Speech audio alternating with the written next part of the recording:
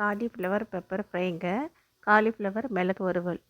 இந்த இந்த மாதிரி சைஸில் கட் பண்ணி எடுத்துக்கோங்க. காலிஃப்ளவர்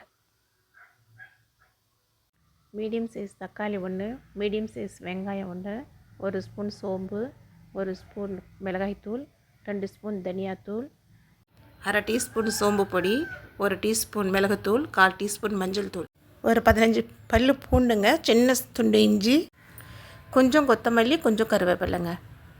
பூண்டும் இஞ்சியும் இடித்து போட்டால் நல்லா இருக்குங்க. வெந்நீர் நல்லா கொதிக்க வச்சுட்டு ஸ்டவ் ஆஃப் பண்ணிவிட்டு அரை டீஸ்பூன் உப்பு, 1/4 டீஸ்பூன் மஞ்சள் சேர்த்து கட் பண்ணி வச்சுருக்க காலிஃப்ளவர் சேர்த்து 10 நிமிஷம் அப்படியே மூடி போட்டு வச்சிடலாங்க.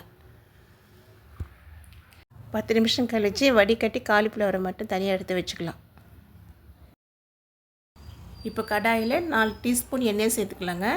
எண்ணெய் சூடானது சோம்பு சேர்த்துடலாம். 1 டீஸ்பூன் சோம்பு கொஞ்சம் வறுப்பட்ட பிறகு கருவேப்பிலை சேர்த்துக்கலாம். ஒரு பெரிய வெங்காயம் இந்த மாதிரி கட் பண்ணி சேர்த்து ஒரு 50% வதக்கிக்கணுங்க. இப்போ இடித்து வச்சு இஞ்சி பூண்டு விழுது சேர்த்துக்கலாம். நீங்கள் பேஸ்ட்டை சேர்த்துக்கிறதா இருந்தாலும் 1 டேபிள் ஸ்பூன் சேர்த்துக்கலாம். இப்போ பச்சை வாசனை போகிற வரைக்கும் இது கொஞ்சம் நேரம் வதக்கிக்கலாம்.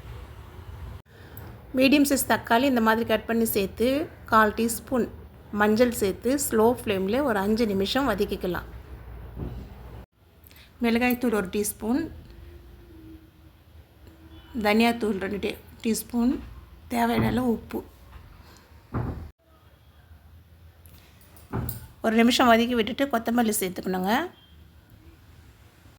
கொத்தமல்லி சேர்த்து கொஞ்சமாக தண்ணி ஊற்றி பச்சை வாசனை போகிற வரைக்கும் வதக்கிக்கணும்.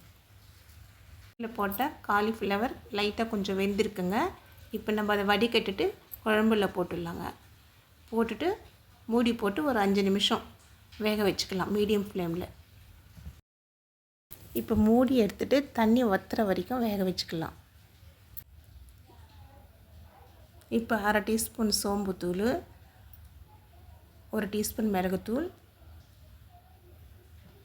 கொஞ்சமாக கொத்தமல்லி சேர்த்து ஸ்டவ் ஆஃப் பண்ணிவிட்டு கிளறி விட்டுக்கலாம்.